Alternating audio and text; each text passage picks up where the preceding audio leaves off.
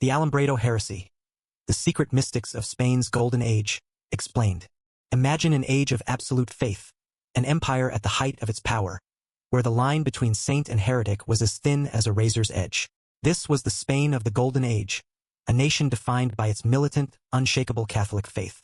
But in the shadows of the great cathedrals and monasteries, a different kind of light was beginning to flicker. It was a personal, internal light, a direct connection to God that required no priest, no ritual, no church. Its followers claimed to have achieved a state of perfection so complete that sin was impossible. They were the illuminated ones. In Spanish, they were known as the Alumbrados. To the Holy Inquisition, they were a venomous plague, a diabolical conspiracy of pride and heresy that threatened to rot the soul of Spain from within. But to later historians and conspiracy theorists, their name, the Illuminated, would spark a different kind of suspicion. Could this obscure Spanish sect be something more? The first whisper of a name that would echo through the centuries? Could they have been the true, original Illuminati? This is the story of the Alumbrados of Spain. A sleepy, half-forgotten tale of mystics, heretics, and the terrifying price of claiming a direct line to the divine. To understand a heresy, you must first understand the faith it offends. To find the source of a forbidden, inner light, we must begin our journey in a land that saw itself as the one true beacon of Christendom, an empire at the zenith of its power, forged in the fires of holy war. We must travel back to the Spain of the 16th century, the Siglo de Oro, the Golden Age. This was a nation intoxicated with a sense of divine destiny. For nearly 800 years, the Iberian Peninsula had been a frontier, a battleground. The great, unifying national project had been the Reconquista, the slow, brutal, century-by-century Christian reconquest of the lands held by the Muslim Moors. This was not just a war for territory. It was a crusade, a holy struggle that fused Spanish identity with the Catholic faith in a way that was unique in Europe. To be Spanish was to be Catholic. The two were indivisible. In the pivotal year of 1492, this long struggle reached its dramatic climax. The armies of the Catholic monarchs, Ferdinand and Isabella, marched into Granada, extinguishing the last Moorish kingdom on the peninsula. Spain was, for the first time in centuries, a unified Christian nation. In that very same fateful year, an Italian navigator sailing under their banner, Christopher Columbus, made landfall in a new world. Suddenly, Spain was not just the defender of the faith, but its designated exporter. It had been granted a divine mission, to claim a new hemisphere for Christ and to fund the defense of the Church with the unimaginable wealth of the Americas. This confluence of events created a national psyche that was militant, uncompromising, and fiercely, proudly orthodox. Spain saw itself as God's chosen champion, the sword and shield of the one true faith in a world beset by enemies. The Ottoman Turk to the east, the Protestant heretic to the north, and, most insidiously, the enemy within. The enemy within was the obsession that would shape the spiritual landscape of the Golden Age. The centuries of mixed culture had left a complex legacy. Spain was home to large populations of conversos, Jews who had converted to Christianity, and Moriscos, Muslims who had done the same. But were their conversions sincere? This was the question that haunted the Spanish mind. The fear of false converts, of secret heretics who outwardly professed the faith while inwardly practicing their ancestral rites, became a national paranoia. To guard the purity of the blood and the soul of the nation, the Spanish monarchy established a uniquely powerful and terrifying institution, the Tribunal of the Holy Office of the Inquisition, better known as the Spanish Inquisition. Established in 1478, and operating directly under the authority of the Crown, the Spanish Inquisition was a spiritual police state. It was an incredibly efficient bureaucracy of belief. Its network of spies and informants, known as familiars, was everywhere. A careless word, a deviation from accepted practice like avoiding pork or changing into clean linens on a Saturday could be reported as evidence of secret Judaism and trigger an investigation. Once a person was arrested by the Holy Office, they vanished into a world of secret prisons and anonymous accusers. The goal of an inquisitorial trial was not to determine guilt or innocence. Guilt was largely assumed but to extract a confession. And to this end, the Inquisition employed a range of horrifyingly methodical tools.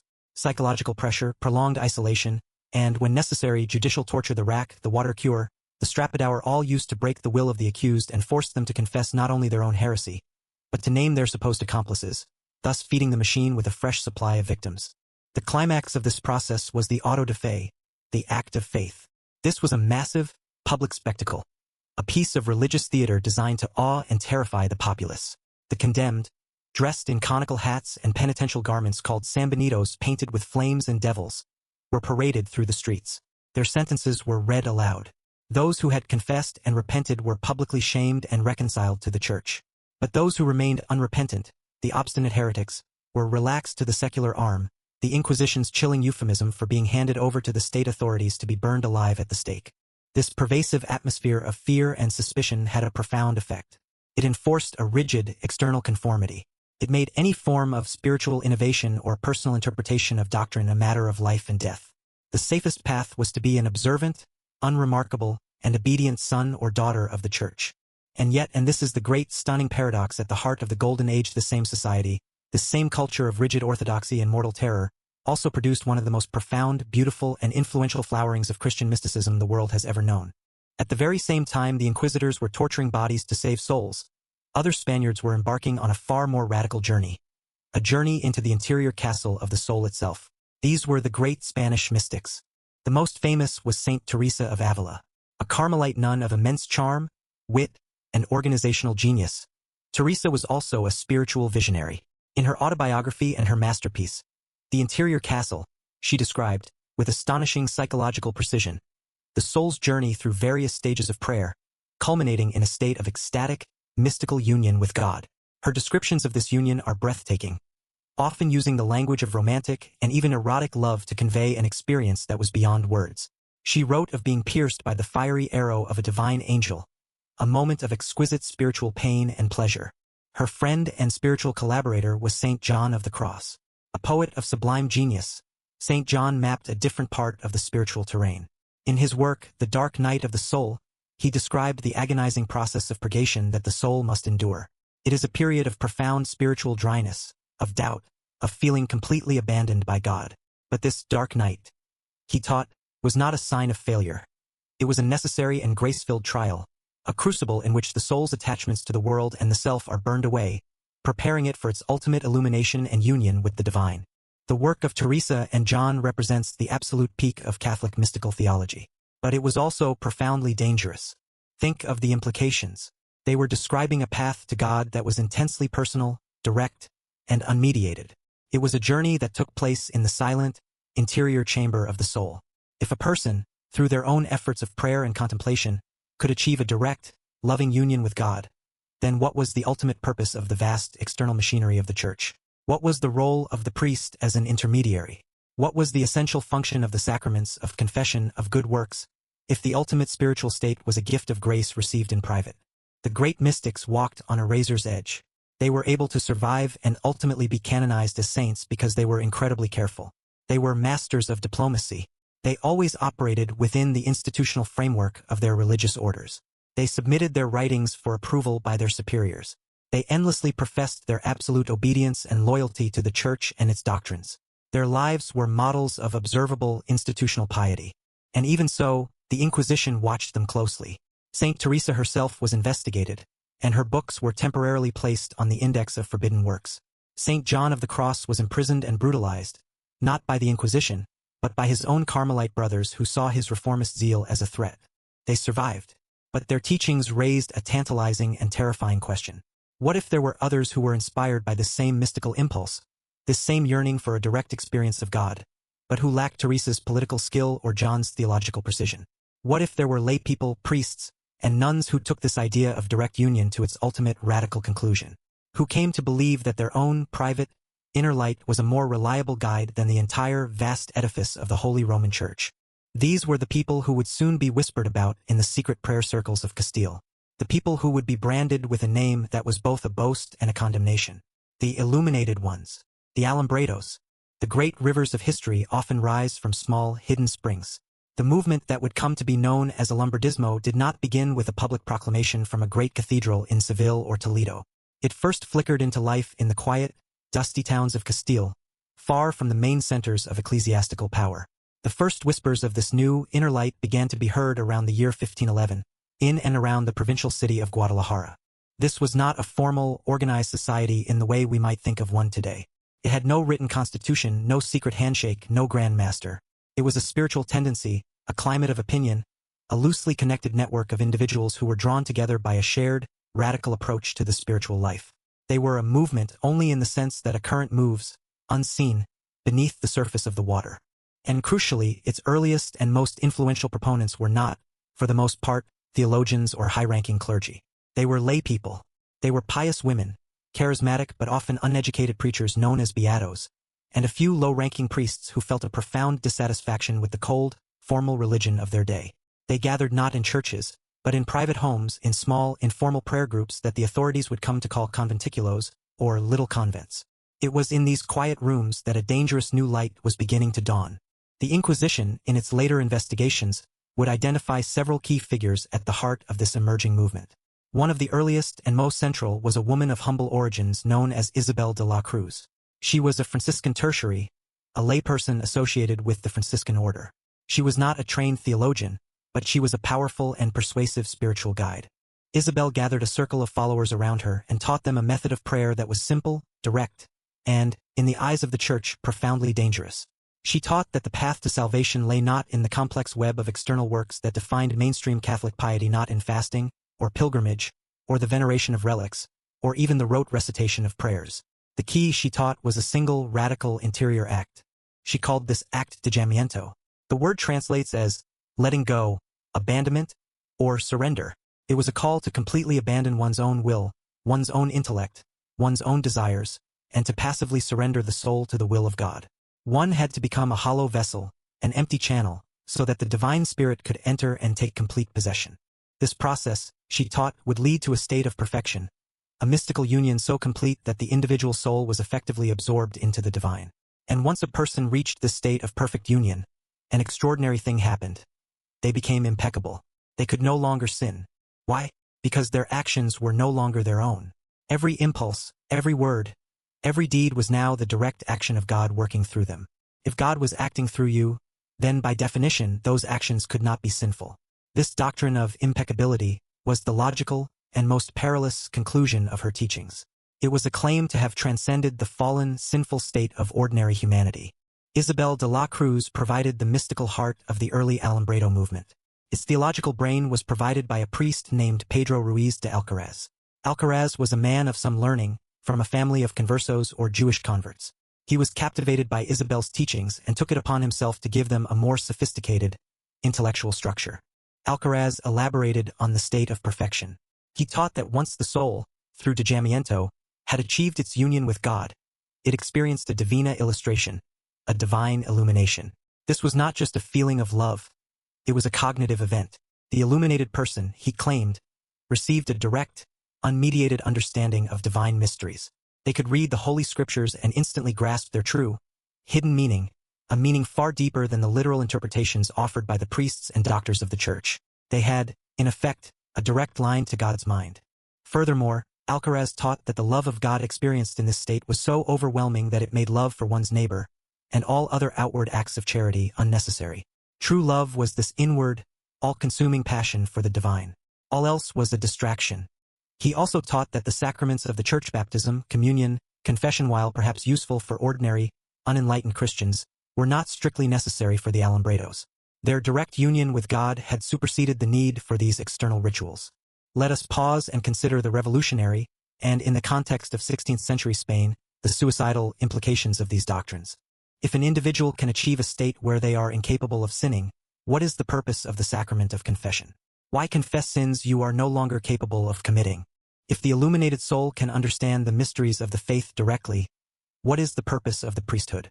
Why listen to a sermon from a priest who may be less enlightened than you are? If true religion is a purely internal state of love, a passive abandonment to God's will, what is the value of the Church's entire structure of external works off masses, fasts, pilgrimages, and charities? And most dangerously of all, there was the moral abyss opened up by the doctrine of impeccability. If an illuminated person believed that their every impulse was a direct command from God, what would happen if that impulse led them to an act that the rest of the world considered to be a grave sin? Could blasphemy be a divine command?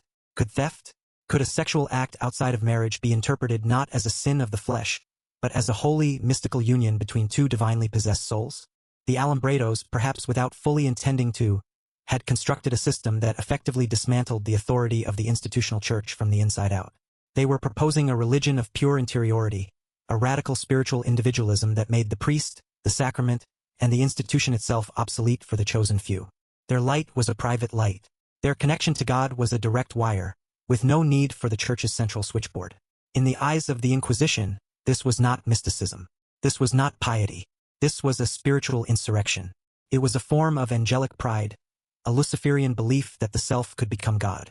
And it was a heresy that had to be hunted, exposed, and extinguished before its quiet, seductive light could spread any further. The Holy Office began to listen to the whispers from Guadalajara, and its machinery of repression began, slowly and inexorably, to grind into motion. A whisper, if it is dangerous enough, will eventually reach the ears of power. The quiet, mystical teachings that had been circulating in the private homes of Guadalajara and the surrounding towns of Castile did not remain secret for long. The Holy Office of the Inquisition, with its vast network of informants and its hypersensitive fear of any deviation from orthodoxy, began to listen. And what it heard it did not like. To the inquisitors, the Alumbrados were not pious mystics seeking a deeper connection to God. They were a spiritual plague. They saw the doctrine of dejamiento not as holy surrender, but as a path to moral laziness and license. They saw the claim of illumination not as divine grace, but as diabolical pride. And they saw the dismissal of the sacraments and the priesthood as a direct assault on the foundations of the Catholic faith, a Spanish echo of the Protestant heresies that were then tearing Germany apart. This was not a movement to be tolerated or understood. It was a cancer to be cut out of the body of the Church. After years of quiet investigation, of gathering testimony from frightened or repentant former followers, the Inquisition decided it was time to act. It would not just punish the individuals. It would define and condemn the ideas themselves, creating a weapon that could be used to hunt this heresy wherever it appeared. In 1525, from its seat of power in the ancient city of Toledo, the Spanish Inquisition issued its formal public condemnation. The Grand Inquisitor, Alonso Manrique de Lara, a cardinal and a shrewd politician, promulgated a document that would become a landmark in the history of the Alumbrado phenomenon. It was the Edict of Toledo. This edict was more than just a warning. It was a detailed, systematic, and public dissection of the Illuminist heresy. It was a theological field guide for every inquisitor in Spain, a checklist of heretical propositions that could be used to identify, interrogate, and convict a suspected Alumbrado. It took the fluid, informal teachings of people like Isabel de la Cruz and Pedro de Alcaraz and froze them into a rigid list of 48 specific, prosecutable errors. The edict was read aloud from the pulpits of churches across the land. It was a public announcement that a new and dangerous enemy had been identified, and that the Holy Office was now officially at war. Reading the 48 propositions of the Edict of Toledo today is like looking at a photographic negative of the Alumbrado belief system. It reveals their entire worldview by systematically condemning it. Proposition 4 condemns the core practice that the act of abandoning oneself to God, dejamiento, means to neither think of heaven nor hell, nor glory nor punishment, but to consent to whatever God wishes to do with you. To the Inquisition, this was a reckless and prideful abandonment of the healthy fear of God. Proposition 5 attacks their view of prayer. That mental prayer is an act of God, in which the soul is not active, and to wish to be active is to place an obstacle in God's way. This was seen as an excuse for spiritual sloth, a rejection of the Church's long tradition of disciplined, effortful prayer. Propositions 15 and 16 strike at the heart of their claims to perfection. That one who has attained this state of abandonment can have no more temptations, and that the abandoned one cannot sin even if they wish to. This was the doctrine of impeccability, which the Inquisition saw as a monstrous blasphemy and a license for depravity. Proposition 21 directly targets the moral consequences. That certain acts which are sins for the imperfect are not sins for the spiritually perfect, because their will is not in it. This addressed the fear that Alumbrados could commit any act and justify it as God's will. And a series of propositions, like number 34, dismantle their rejection of the Church's authority. That the abandoned one does not need to perform good works, and has no need of the sacraments, or of the preaching of the Church. This was the core threat, the idea of a spirituality that made the Church itself redundant. The Edict of Toledo was a masterstroke of bureaucratic theology. It transformed a fluid set of mystical ideas into a concrete list of heresies. It gave the Inquisition's prosecutors a powerful legal and theological weapon. Now, anyone who spoke of abandoning the soul to God, or of achieving a state of perfection, or of a purely mental form of prayer, could be immediately suspected of being an Alumbrado and brought before the tribunals. The net had been cast. With the edict as their mandate, the Inquisition moved swiftly to decapitate the movement. The primary leaders of the Guadalajara Circle, Isabel de la Cruz and Pedro Ruiz de Alcaraz, were arrested. Their trials were long and arduous. They were held in secret, their testimony extracted over months of interrogation. We do not have the full records, but it is almost certain that they were subjected to the standard procedures of the Holy Office, which included the use of torture to encourage a full confession. Faced with the terrifying power of the Inquisition, their spirits were broken. Both Isabel and Alcaraz eventually confessed to their errors, renounced their teachings, and begged for mercy. Because they recanted, they were spared the stake. They were sentenced to long years of imprisonment, their influence shattered, their names made infamous. Another prominent leader, Gaspar de Bedoya, was also tried and imprisoned. Others, who were less central or who perhaps refused to recant, were not so fortunate. Several were relaxed to the secular arm and burned as heretics in public autos de fe, their fiery deaths serving as a horrifying public warning. The Inquisition's net was cast wide, and it ensnared figures who were far from the center of the movement. One of these was a man whose name would one day become far more famous than any Alumbrado: Inigo López de Loyola, better known to history as Ignatius of Loyola. In the 1520s, before he founded the great Jesuit order, Ignatius was a layman, a former soldier who had undergone a profound spiritual conversion. He was a passionate, unschooled mystic, gathering small groups of followers to whom he taught his own spiritual exercises, a method for discerning God's will. His intense piety, his lay preaching, and his informal gatherings of disciples immediately attracted the suspicion of the authorities. He seemed to fit the profile of an Alumbrado perfectly. He was investigated by the Inquisition on multiple occasions. He was imprisoned and interrogated, his spiritual exercises scrutinized for any taint of Illuminist heresy. Ultimately, Ignatius was always cleared. He was able to convince the inquisitors of his absolute orthodoxy and his unwavering obedience to the Church. But the experience had a profound and lasting effect on him. It taught him that any new spiritual movement in Spain had to be built on an iron foundation of absolute loyalty and submission to the hierarchy of the Catholic Church. The Jesuit order he would go on to found, with its famous fourth vow of special obedience to the Pope, would become the Church's most powerful and disciplined army, the shock troops of the Counter-Reformation, and one of the Inquisition's most powerful allies in the global fight against heresy. The first wave of Alumbradismo seemed to have been utterly crushed. Its leaders were imprisoned, its followers scattered and terrified, its ideas formally condemned. The light of Guadalajara, it seemed, had been extinguished. But an idea, especially an idea as powerful and seductive as a direct, personal connection to God, is not so easily killed. It is more like a fire burning in the peat. You can stamp out the surface flames, but deep underground, the embers continue to glow, waiting for a chance to break through to the surface once more. For nearly half a century after the Edict of Toledo and the trials of the Guadalajara Circle, the word Alumbrado was a ghost, a cautionary tale whispered by priests and feared by the pious. The Inquisition, it seemed, had successfully cauterized the wound. The first flames of Illuminism had been extinguished, but an idea, like a fire in the peat, can smolder for decades unseen, deep beneath the surface.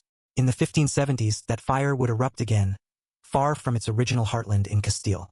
It would re-emerge in the rugged, remote southern region of Extremadura, a land known for producing tough, uncompromising men like the conquistador Hernán Cortés. And this new outbreak, centered on the town of Llerena, would be far more scandalous, more extreme, and more sexually charged than the first. It would be the conspiracy that would forever cement the Alumbrados in the mind of Spain as a cult of depravity, a diabolical movement that used the language of mysticism to justify the sins of the flesh. This second wave of Alumbradismo was different. The Guadalajara group had been composed mostly of laypeople. Their mysticism focused on a subtle, interior form of prayer.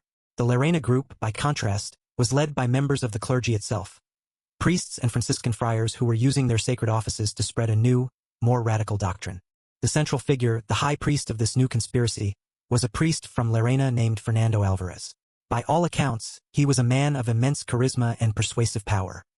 He gathered around him a devoted circle of followers, which included several other priests, friars from the Franciscan order, and a number of prominent local women, his so-called beatas or holy women. Alvarez took the old Alumbrado teachings of dejamiento and impeccability and pushed them to a new, terrifying extreme. He taught his inner circle that they were not just on a path to perfection. They had already arrived. Through their union with God, they had become living saints, a chosen elite who were literally deified. They were, he claimed, gods on earth. And as living gods, they were no longer bound by the petty moral laws that governed ordinary, sinful mortals. They had transcended the very concepts of good and evil. Their every impulse, their every desire, was a direct manifestation of the divine will. This was no longer just a passive abandonment to God. It was an active claim of divine status, a belief system that placed them above all judgment. The records of the Llerena Inquisition trials, though written by their enemies, paint a shocking and detailed picture of what this theology of deification meant in practice. According to the testimony wrung from his followers, Alvarez and his circle had created a religious sex cult. He taught that for the perfect, sexual union was not a sin.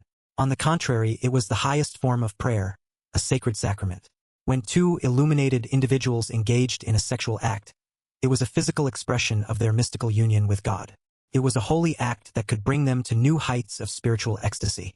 This doctrine became a tool of profound spiritual and sexual abuse. Alvarez and his fellow priests were accused of using the sanctity of the confessional to identify and groom female penitents. They would convince these devout, trusting women that they too were chosen souls, and that it was God's will for them to engage in sexual acts with their spiritual directors. To refuse was not a virtue. It was a sign of spiritual imperfection, a resistance to the will of God. They turned the sacrament of confession into an instrument of seduction. The Inquisition uncovered stories of secret nocturnal meetings, of rituals that began with prayer and ended in orgies. They heard testimony of a hierarchy within the cult, where sexual favors were a means of advancement in the group's spiritual ranks. The Lerena conspiracy seemed to be the ultimate confirmation of the Inquisition's worst fears, that the mystical language of illumination was nothing more than a pious, blasphemous justification for libertinism and depravity. The scandal was amplified by its connection to another figure, a woman who had been, for decades, one of the most famous and revered living saints in all of Spain, a Franciscan nun from Córdoba named Magdalena de la Cruz. For nearly 40 years, Magdalena had been a spiritual superstar. She was said to possess incredible divine gifts. She exhibited the stigmata, the wounds of Christ, on her hands, feet, and side. She would fall into long ecstasies and deliver divine prophecies. She was said to live on nothing but the Holy Eucharist. Her fame was so great that nobles and royalty sought her blessing. She was even asked to embroider the christening robes for the infant prince, the future King Philip II. She was the very model of a perfect, holy nun. But the Lerena investigation cast a new, suspicious light on her. The inquisitors began to re-examine her case. Under their intense, unrelenting pressure, the celebrated living saint finally broke. In a confession that shocked the nation, Magdalena de la Cruz declared that her entire life of piety had been a massive, decades-long fraud. Her stigmata, her ecstasies, her prophecies, it was all, she claimed, a deception, the result of a pact she had made with two demons when she was just a young girl. The Inquisition, naturally, linked her diabolical fraud to the Alumbrado Heresy of Lerena. Though the direct connection was tenuous, it created a powerful narrative. The two stories became intertwined in the public mind. The Alumbrados were now associated not just with sexual sin and heresy, but with active, conscious, and spectacular demonic deception. The crackdown on the Lerena conspiracy was swift and brutal. The trials lasted for years, from the late 1570s into the 1580s. The full weight of the inquisitorial machine was brought down upon the group.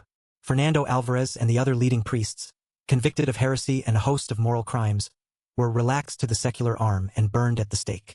Their followers received a range of lesser, but still severe, punishments.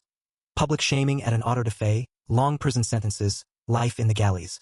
The Lerena conspiracy was a watershed moment.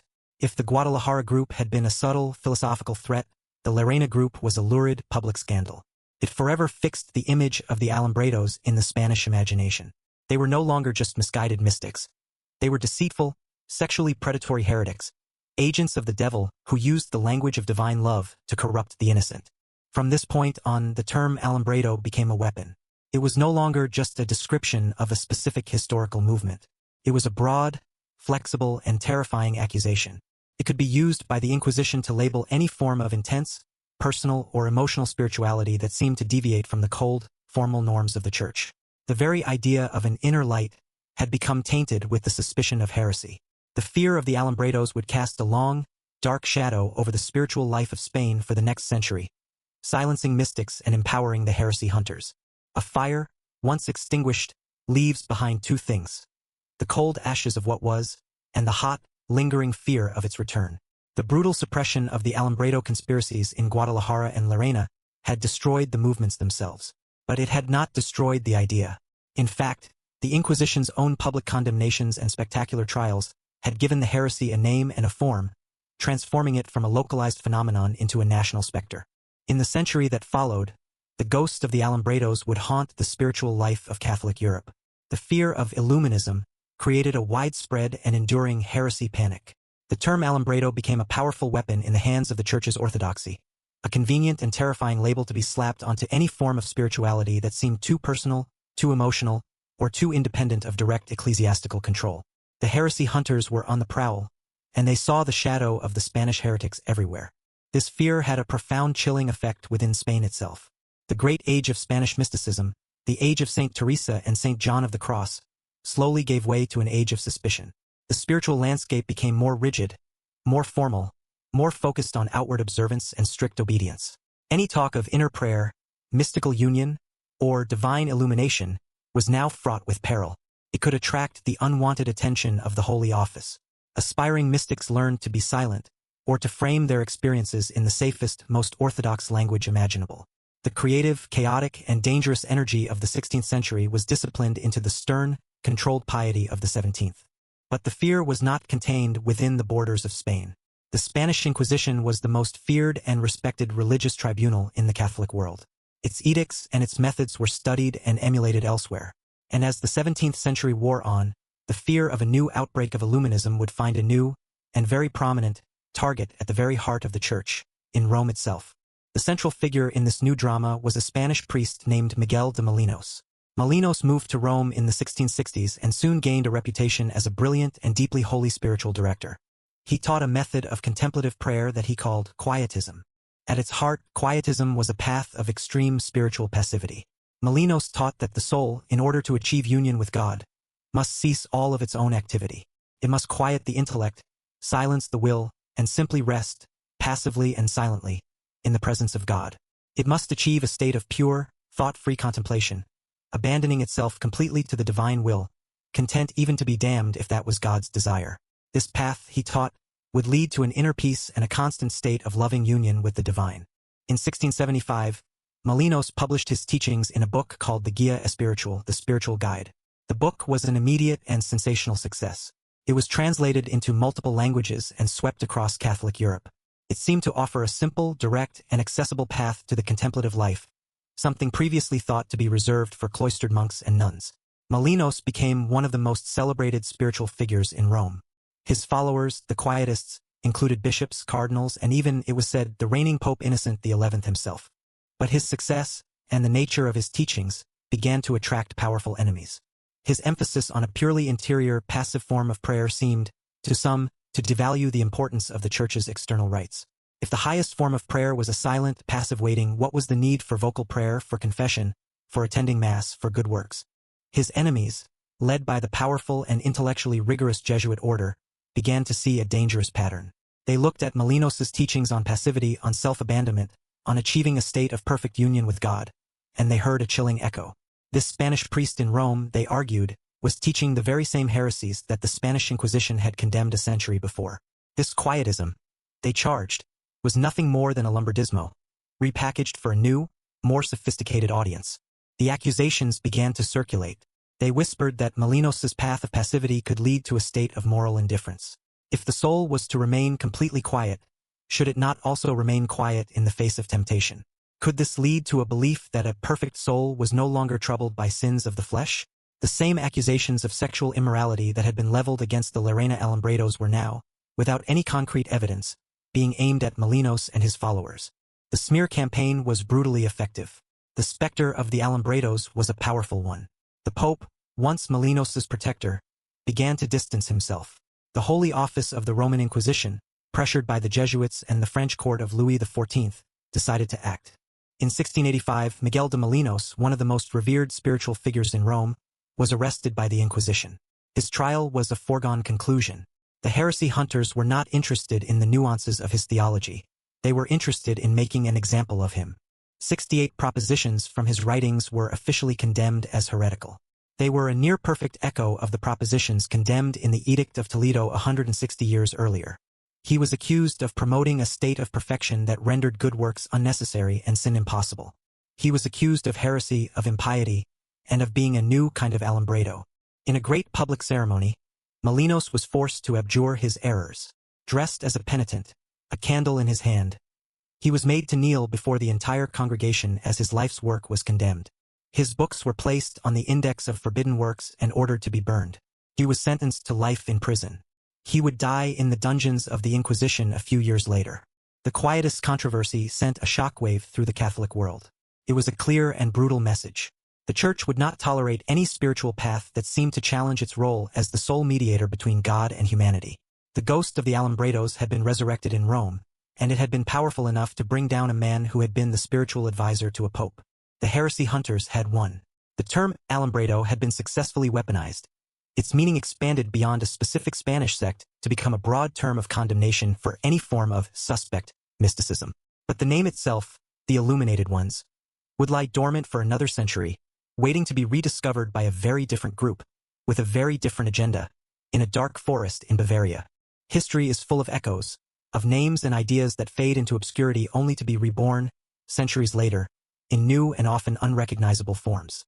The historical Alumbrados of Spain, the persecuted mystics, the condemned Quietists had been crushed by the overwhelming power of the Inquisition. Their flame had been extinguished. They were destined, it seemed, to become a curious but forgotten footnote in the long, dark history of religious persecution. But their name, the very word they used to describe themselves, held a strange latent power.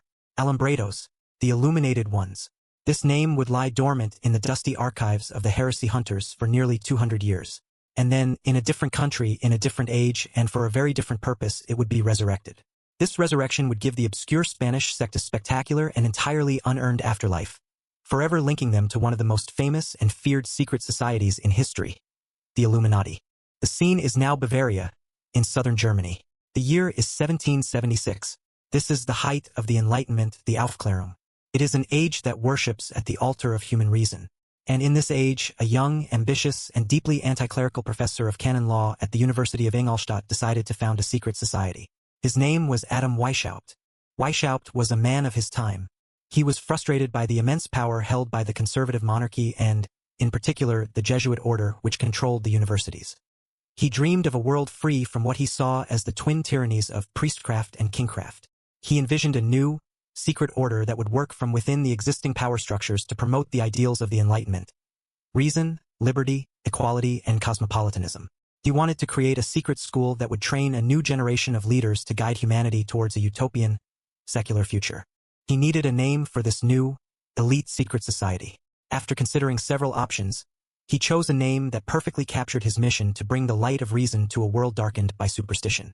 He called his organization the Bund der Perfectibilisten, the League of the Perfectibilists, but it would become known to history by its more resonant Latin title, the Order of the Illuminati. Illuminati, like Alumbrado, the word simply means the enlightened or the illuminated. On the surface, the connection seems tantalizing, but we must be very clear.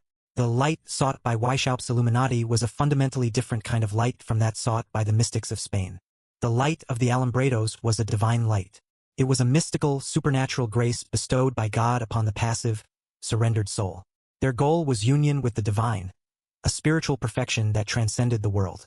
Their rebellion was against the external authority of the Church, in favor of a direct, personal, inward experience of God. They were, at their core, radical Christian mystics. The light of the Bavarian Illuminati was the light of human reason. It was the cold, clear, analytical light of the scientific method and rational philosophy. Their goal was the perfection of human society in this world, not salvation in the next. Their rebellion was against the authority of both the Church and the state, in favor of a new world order governed by a secular intellectual elite. They were, at their core, radical political rationalists. The two groups were separated by 2 centuries, by a vast geographical and cultural gulf, and by fundamentally opposed philosophical worldviews. There is absolutely no credible historical evidence of any direct, organizational link between the Spanish Alumbrados and the Bavarian Illuminati. Weishaupt, in his writings, shows no knowledge of his obscure Spanish namesakes. The shared name appears to be a genuine coincidence, a case of 2 very different groups independently choosing the same appealing and evocative term for enlightenment. So if there was no real connection, why are the 2 groups so often linked in the popular imagination? The answer lies in the paranoid, conspiracy-obsessed atmosphere that followed the French Revolution. The revolution was a cataclysmic event that terrified the monarchies and churches of Europe. Many in the establishment refused to believe that it was a spontaneous popular uprising. It must, they argued, have been the result of a secret, hidden plot. They went looking for the conspirators, and they found them in the secret societies that had flourished during the Enlightenment. In the 1790s, 2 influential works were published that would lay the foundations for all modern conspiracy theory. The first was memoirs illustrating the history of Jacobinism, by a French Jesuit priest named Augustin Béruel. The second was Proofs of a Conspiracy, by a respected Scottish physicist named John Robison. Both men argued, independently, that the French Revolution was the result of a long-planned conspiracy hatched by Adam Weishaupt's Bavarian Illuminati, working through the lodges of Freemasonry. They painted a terrifying picture of a secret cabal dedicated to the overthrow of all religion, all government, and all private property. But to make their conspiracy truly terrifying, they needed to give it a history. Couldn't just be a recent invention. It had to be an ancient evil, a secret tradition of subversion stretching back through the centuries. They began to trace a lineage.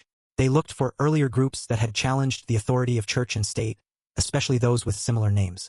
And in the archives of the Inquisition, they found the perfect ancestors. It was Berulle who made the explicit connection. He argued that Weishaupt's fatal illumination was not new, but was a direct revival of older heresies. He wrote of the Alumbrados of Spain, describing them as heretics who, under the pretext of divine inspiration, had sought to destroy all law and morality. The shared name was all the proof he needed. He declared that Weishaupt's doctrines were simply the same sophisms that had animated the Spanish heretic centuries before. Robison made similar, though less direct, connections. In this moment, the modern Illuminati conspiracy theory was born, and the historical Alumbrados were posthumously recruited as its founding fathers. A false lineage was created. The mystical, God-intoxicated Spanish sect was reimagined as the first link in a long, dark chain of rationalist, anti-Christian subversion. They were no longer just heretics. They were the proto-Illuminati, the origin point of a conspiracy to create a new world order. This grand, unified conspiracy theory was a powerful and seductive myth. It offered a simple explanation for a complex and terrifying world.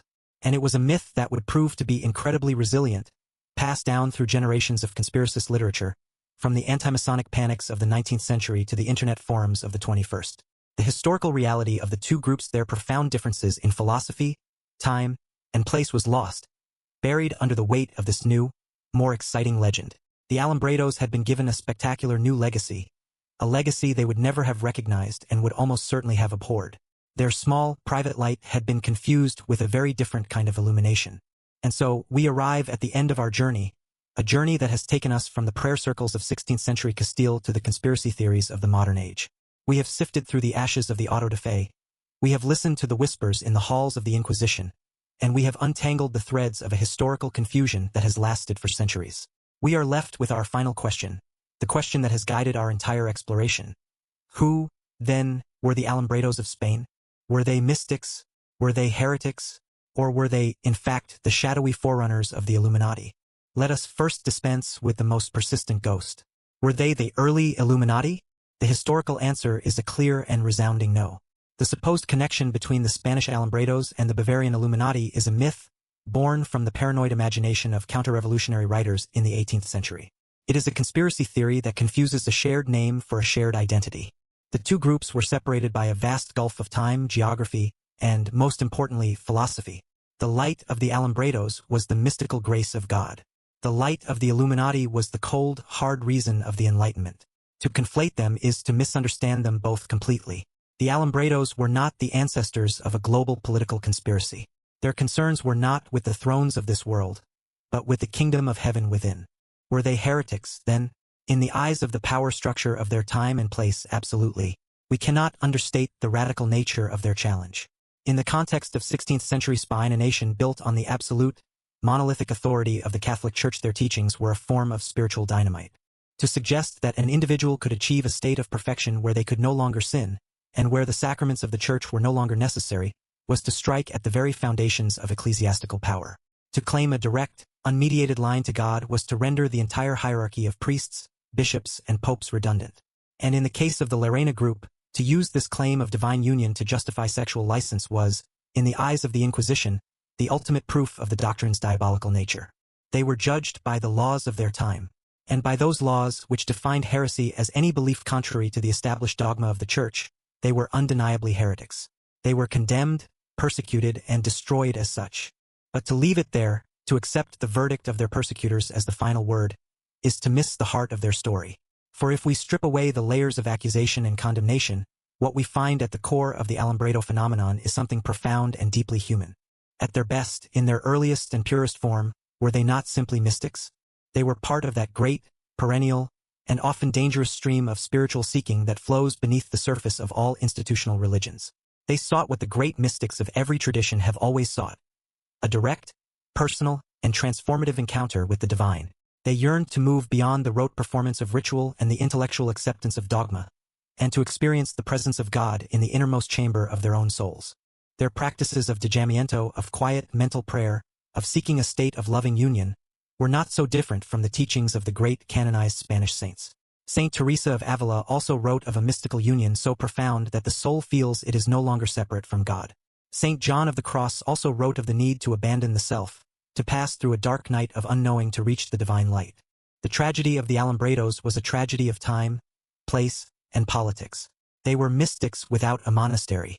They were laypeople, often women, claiming a spiritual authority that the patriarchal church reserved for its ordained and enclosed clergy. They were individualists in an age of absolute conformity.